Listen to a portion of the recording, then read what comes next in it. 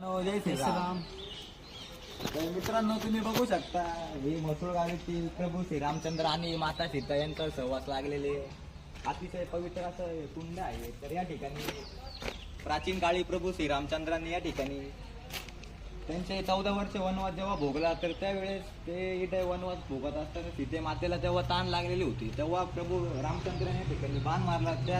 त्यावेळेस येते ना पाणी निघायला सुरुवात झाली अशी आख्यायिका सांगितली जाते. तर त्या ठिकाणी तर इकडे कॅमेरा फिरव झाला तर तुम्ही इकडे बघू शकता. तर या कुंडाची आज अवस्था कशी झालेली आहे. या ठिकाणी नाशिक महानगरपालिका दुर्लक्ष करते सध्या. ते आपलं अरे देशामध्ये रामाचं मंदिर झालेलं आहे, एवढा रामाला आणलं तुम्ही असे म्हणताय, तर इथं पण राम येऊन गेलेला आहे नाही का. तर त्यामुळे माझे त्यांना एवढं तुम्ही एवढं परंपरा एवढा वारसा जपता ना आपला हिंदू धर्माचा, तर तुम्ही एकदा इकडे येऊन जा नाही का. हे बघा नाही का तुम्ही नगरपालिका आहे, कोणती नगरपालिका, तर आमची नाशिक नगरपालिका आहे. काहीच कामाची राहिलेली नाही, आता झोपलेली पूर्ण नाही का नगरपालिका.